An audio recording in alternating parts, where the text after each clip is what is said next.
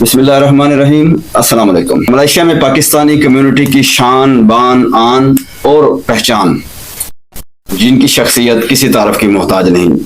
اگر مذہبی اجتماع ہو، سیاسی اجتماع ہو، فلاحی اجتماع ہو یا کوئی سیمی گورنمنٹ کی تقریب ہو، ہر تقریب کی روح رواں، ہر تقریب کی جان اور پہچان ہمارے پورے ملائیشیا میں اوورسیز پاکستانی کمیونٹی کی پہچان ایک ہی نام، داتو جمیل صاحب. مجھے فخر ہے اور میں اپنا اعزاز سمجھتا ہوں کہ آج میں اپنے اس تعارفی نشست کا سلسلے کا پہلا پروگرام الحمدللہ داتو جمیل جیسی شخصیت کے ساتھ کر رہا ہوں، جس کو ان کے حبیب نے ملائیشیا میں درود و سلام کی محافل سجانے کا فریضہ سونپا. میں بغیر تاخیر کیے داتو جمیل کی طرف آپ کو لے کے چلتا ہوں. ان کا نام، مکمل نام تو محمد جمیل حمید ہے، لیکن ہم پیار سے انہیں داتو جمیل کہتے ہیں. جی جناب، آپ کو بہت بہت ویلکم ہے ہمارے پوڈ کاسٹ پر. بہت شکریہ. ویلکم، ہمارا اعزاز ہے ہمارے لیے. آپ ہماری کمیونٹی کی پہچان ہے اور ہمارے لیے سراپا محبت ہیں. میں اپنے دیکھنے والوں کے لیے آپ سے یہ سوال کروں گا پہلا کہ آپ کو ملائیشیا میں رہتے ہوئے کتنا عرصہ ہو گیا؟ بسم اللہ الرحمن الرحیم. الصلاۃ والسلام علیک یا سیدی یا رسول اللہ وعلی آلک و صحابک یا سیدی یا حبیب اللہ. وقار بھائی، کیونکہ ہمارا خاندان انڈیا پاکستان بننے سے پہلے ملیشیا بلکہ جیپنیز ٹائم سے ادھر ہے. ہمارے بڑے پہلے سے ادھر تھے. میں 64 میں پہلی دفعہ ملیشیا آیا تھا، پھر پاکستان چلا گیا. میں کام سٹارٹ کیا اپنے والد صاحب کے ساتھ منسٹری آف ڈیفنس کوالالمپور میں 78 سے، اور ابھی تک میں ماشاءاللہ منسٹری آف ڈیفنس میں ہی یونیفارم ملیشین آرمی کو یونیفارم سپلائی کرتا ہوں. ماشاءاللہ، آپ کے لباس پہ ہر وقت ہم دیکھتے ہیں طرح طرح کے میڈلز تمغے سجے ہوئے ہیں. ماشاءاللہ ہمارا سینہ فخر سے چوڑا ہو جاتا ہے کہ اللہ نے ہمارے بزرگوں کو، ہمارے بڑے بھائی کو اتنی عزت دی ہے. ہماری پوری کمیونٹی کو آپ سے عزت ملتی ہے. تو آپ 64 میں ملائیشیا میں تشریف لائے، آپ کا خاندان، یعنی ہماری پیدائش سے پہلے کی باتیں ہیں. جی. اچھا، یہ اس سلسلے میں ہی اگر تاریخ میں جائیں تو آپ تاریخی حوالے سے ہمارے ہائی کمیشن سے متعلقہ کوئی واقعہ ہمیشہ سناتے ہیں، اس کو مختصراً ذرا بتائیں گے ہمارے ویورز کو.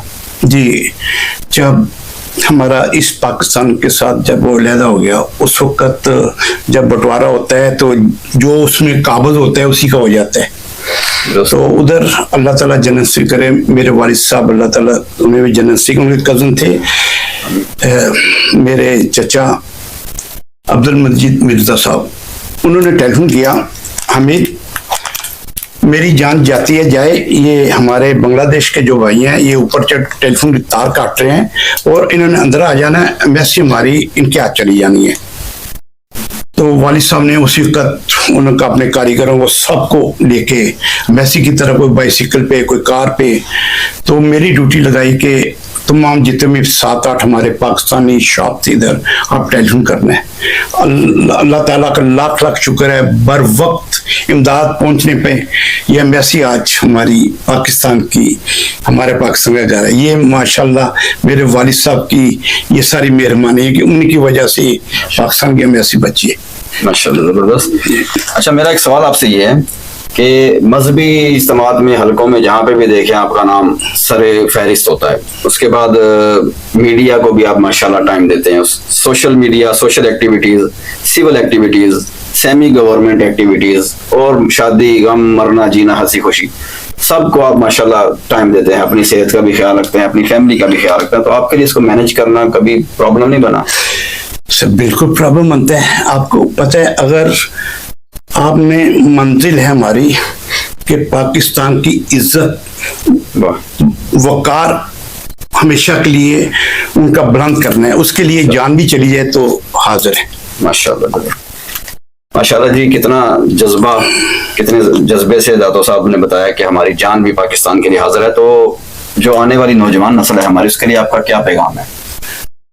آپ کو پتہ ہے، ہم جتنے پاکستانی، اوورسیز پاکستانی جہاں بھی ہوتے ہیں، پاکستان کے سفیر ہوتے ہیں. تو ہر ملک کی لوکل کی نظریں غیر ملکیوں پہ ہوتی ہے.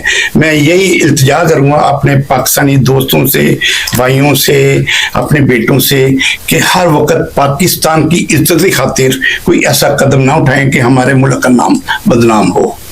جی یہ ہمارے بزرگ، ہمارے محترم، ہمارے بڑے بھائی کے خیالات آپ نے جانے. نئے آنے والے لوگوں کے لیے ایک ریکویسٹ بھی ہے اور ان کے لیے میسج بھی ہے کہ آپ جہاں پہ بھی رہیں اپنا امن اور صلح جوئی سے رہیں، امن و شانتی سے اور دوستی سے رہیں.